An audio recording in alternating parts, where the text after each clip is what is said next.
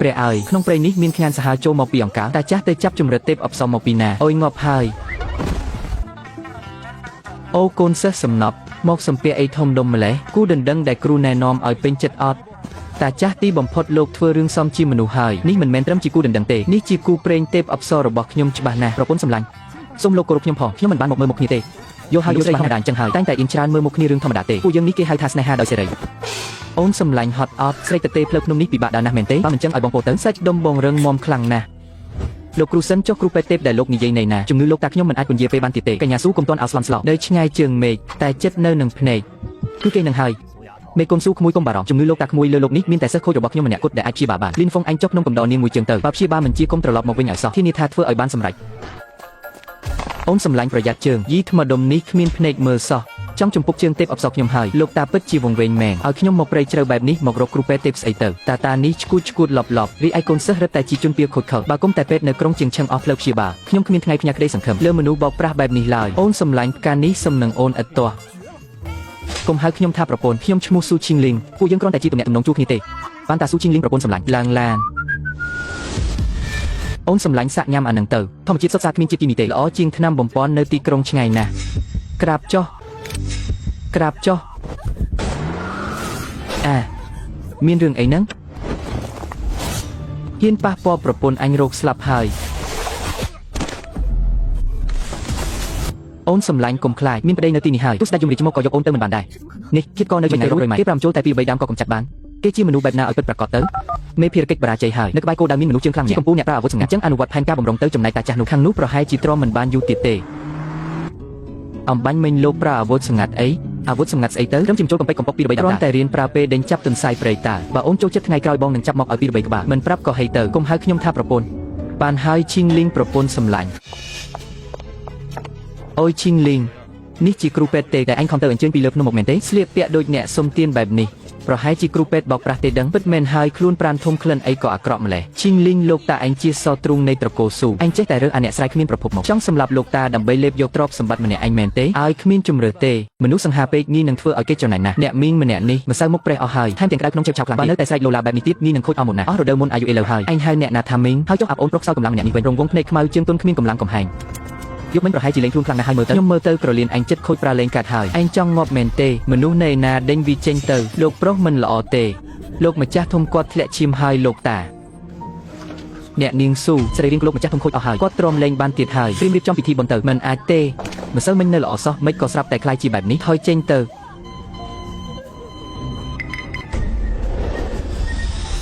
ទៅមួយចំហៀងអញធ្វើស្អីហ្នឹងអាល្ងងមកពីណាហ៊ានមកញ៉ៃញ៉ៃនៅទីនេះស្ដេចយមរាជចង់យកជីវិតលោកនៅម៉ោង3លីនហ្វុងខ្ញុំនឹងទប់ជីវិតលោកតាដល់ម៉ោង5នេះជាក្បួនមកចូលទ្វារខ្មោចទាំង13ដែលបាត់បង់មែនទេមិនអាចទេ3 2 1ស្ដេចយមរាជចង់យកជីវិតនៅម៉ោង3លីនហ្វុងខ្ញុំទប់ជីវិតដល់ម៉ោង5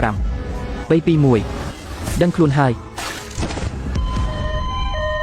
យអាគ្រូពេទ្យកំហូចឯងធ្វើឲ្យប៉ាខ្ញុំស្លាប់មនុស្សណែណាចាប់វាភ្លាមខ្ញុំត្រូវឲ្យវាសងជីវិតអព្រះអើយលោកម្ចាស់ធំត្រូវអាគ្រូពេទ្យខ្លាញ់នេះសម្លាប់ហើយឈីងយីងនេះឬគ្រូពេទ្យពូកែដែលឯងរកមកនោះឯងមានចិត្តនាស្អីឲ្យប្រាកដបើភ្នែកឆ្កែរបស់អ្នកទាំងអស់មើលឲ្យច្បាស់ទៅថាឈាមនៅលើដីនេះពណ៌អ្វីក្លិនស្អុយឈួរពេញច្រមុះនេះជាឈាមពោលលោកម្ចាស់ធំមិនត្រឹមតែខ្សោយសរីរាង្គទេក្នុងខ្លួនថែមទាំងកកុញពីសត្វជាច្រើនឆ្នាំមកហើយបើមិនក្អួតឈាមពោលនេះចេញមកទេទោះជាទេវតាក៏ជួយមិនរស់ដែរកុំមកនិយាយបោកប្រាស់ភូតភរនៅទីនេះមនុស្សស្លាប់ទៅហើយឯងនៅចង់ប្រកែកទៀតឬវាឲ្យខ្ញុំ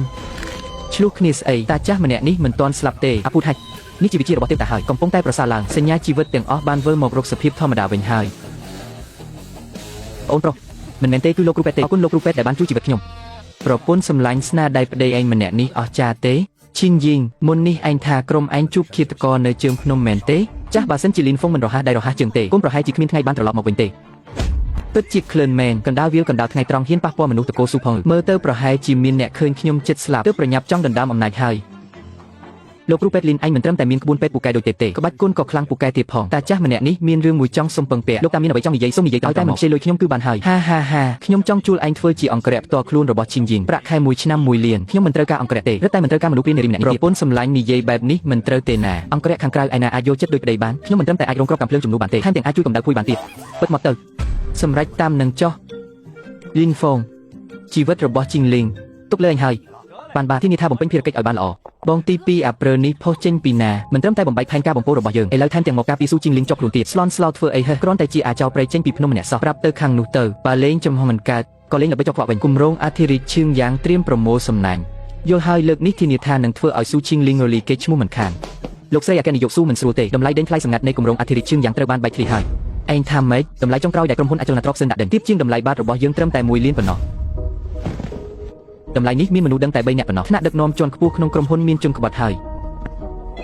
លោកស្រីអគ្គនាយកស៊ូអ្នករស់ស៊ឿនគឺនៃក្រុមហ៊ុនសិនទេគ្នាប៉ុន្មានអ្នកសម្រាប់ចូលមកគេឡើងចិនដាយយន្តមកហើយមើលទៅមិនស្រួលទេប្រាប់តំណាងទាំងអស់ដែលពាក់ព័ន្ធនឹងគម្រោងអធិរិទ្ធភ្លាមឲ្យមកប្រជុំនៅបន្ទប់ប្រជុំលេខ1ជាបន្ទាន់ខ្ញុំទៅឥឡូវនេះអូហូបអូនស្រីឈីងលីងនិយាយថាតម្លៃដេញថ្លៃរបស់ក្រុមហ៊ុនស៊ូអញបែកធ្លាយហើយមែនទេគឺអញថោកទាបណាស់ប្រើល្បិចចុកខ្វក់ថោកទាបបែបនេះតើពូកែអីទៅលុំចិត្តឲ្យធ្វើជាប្រពន្ធចុងខ្ញុំស្រួលបួទៅខ្ញុំនៅអាចទុកបាយឲ្យអញស៊ីបានខ្លះអាសាច់ស្លេកម្នាក់នេះអញចេញពីផ្ទះភ្លេចលេបថ្នាំមែនទេអញជាស្អែកសន្តិសុខនៃទី1ទៅនៅនៃភូមិសាស្ត្រខ្លាំងខ្លាយតំបន់ស៊ីមានរូងភ្នំក្រំដីថ្លៃដើមអញគិតខ្វះ20លានទី2ប្រើសម្ភារសំណងខ្លាំងខ្លាយពីក្រុមហ៊ុនខ្យល់ទី3លោកស្រីអគ្គនាយកស៊ូពួកយើងកងទ័ពតកោស៊ូដល់គ្មានលក្ខខណ្ឌចង់ទៅស៊ើបមើលថាអាចោស្រ័យស្លៀកឈុតសន្តិសុខនោះជាអ្នកណាបាទការដ្ឋានសាងសង់ខាងកើតក្រុងរបស់ត្រកូលស៊ូទៅបង្កបញ្ហាឲ្យខ្លាំងបំផុតខ្ញុំចង់ឲ្យស្រីម្នាក់ឈ្មោះស៊ូឈីងលីងនោះលុតជង្គង់អង្គខ្ញុំមានរឿងអីកើតឡើងដាច់ភ្លើងហើយលោកស្រីអគ្គនាយកស៊ូមានគេជួលលុយទិញដៃជើងអ្នកនាងបងប្អូនសម្រុកចូលទៅយកកណ្ដាលអធិទៅហើយនៅមិនឲ្យគេចេញពីធ្វើការទៀតប្រពន្ធសម្លាញ់បិទភ្នែករាប់ដល់10ទៅ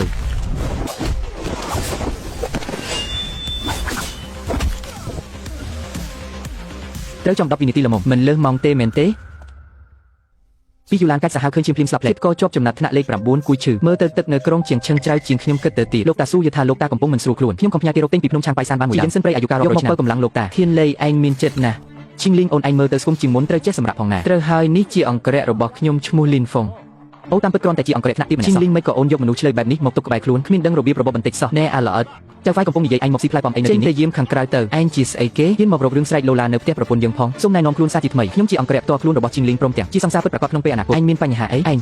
ឈីងលីងនាងហ៊ានទៅស្និទ្ធស្នាលជាមួយមនុស្សបម្រើផងល្អណាស់អង្គរៈថោកទាបអញហ៊ានដណ្ដើមស្រីជាមួយយើងផងសិនហឺមែនទេខ្ញុំចាប់ធានលេងនេះអញថានឹងចាត់ការអង្គរៈត្រកូលស៊ូនោះរាប់ខ្ញុំម្នាក់ផងខ្ញុំចង់ឲ្យវាដឹងដៃខ្ញុំម្ដងបងប្អូនទាំងអស់គ្នាត្រកូលស៊ូសំបីតែលុយទិញយ៉ាត់ក៏គ្មានដែរសំបីស៊ីម៉ងក៏គ្មានលុយទិញដែរនេះសុទ្ធតែជាលុយកម្លាំងញើសឈាមយើងទីរមកវិញលេងបានហើយរួមដៃគ្នាដន្ទីទោសអ្នកអភិវឌ្ឍគ្មានបេះដូងអ្នកទាំងអស់គ្នាសូមស្ងប់ចិត្តសិនខ្ញុំជាប្រធានក្រុមហ៊ុនគ្រប់ស៊ូស៊ឺស៊ូឈីងលីងលំហូរសាច់ប្រាក់របស់ស៊ូស៊ឺមិនមានបញ្ហាអ្វីតតែសោះលុយថ្លៃសំណងម្សិលមិញបានផ្ទេរចូលកាន់នីមេការសំណងរួចហើយនិយាយក្តេកដាមេការរត់បាត់ទៅហើយនាងមកបោកពួកយើងទេពួកយើងចូលទ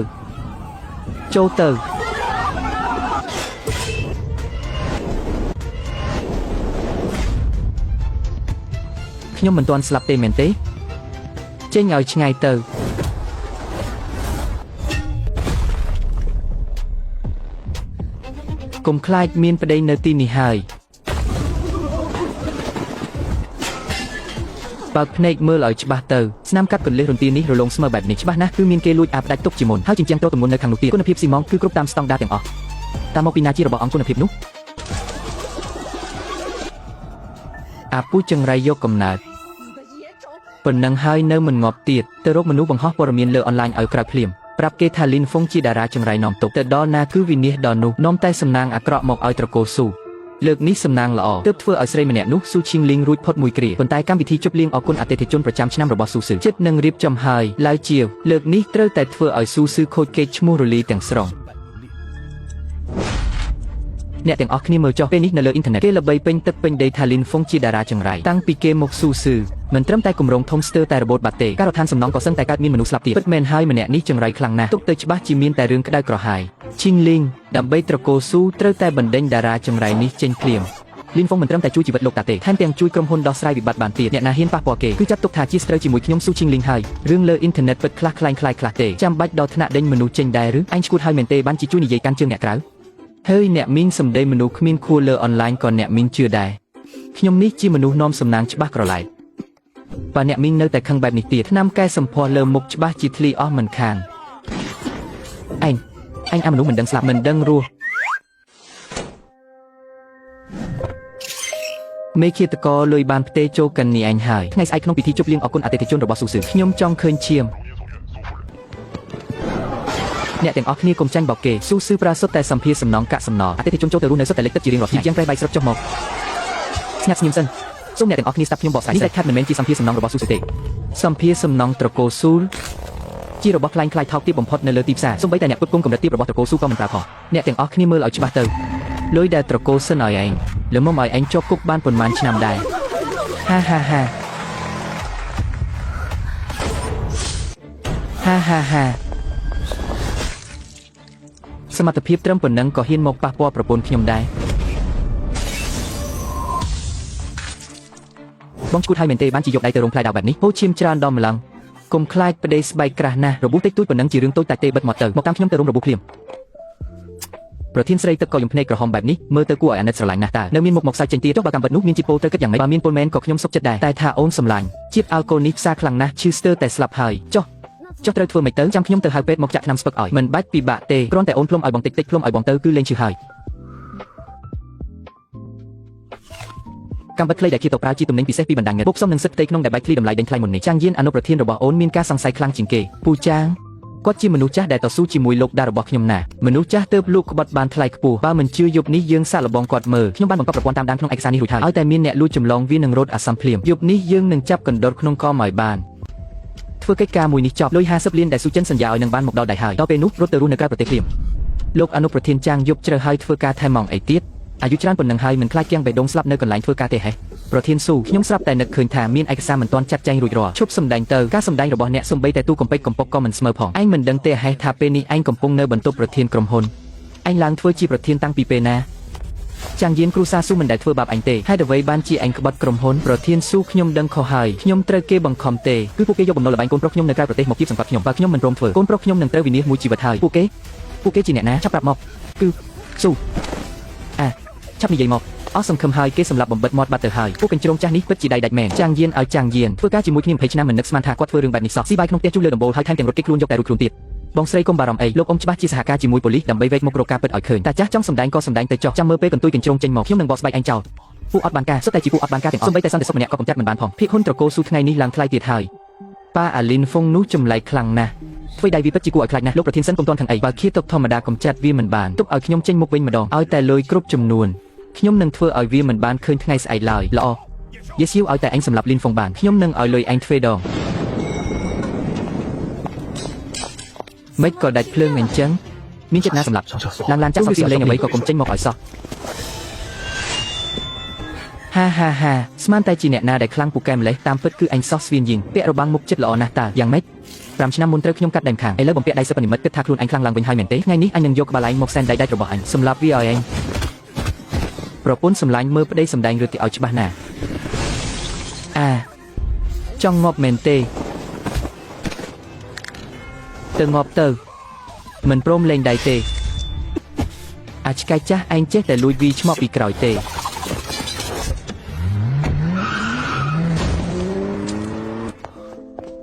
ហើយអ្វីបានជាហូរឈាមច្រើនយ៉ាងនេះពួកយើងត្រូវទៅពេទ្យហើយត្រូវប្តឹងប៉ូលីសភ្លាមទៅពេទ្យអីមិនបាច់ទៅទេសូមបងប្អូនជួយ comment ពាក្យតនិងជួយចុច follow page like share និង comment ឲ្យ admin ផងដើម្បីឲ្យ admin ពេជ្រខ្មៅមានកម្លាំងចិត្តដាក់រឿងសម្រាយឲ្យជារៀងរាល់ថ្ងៃអរគុណសម្រាប់ការតាមដាននិងស្រឡាញ់ចូលចិត្ត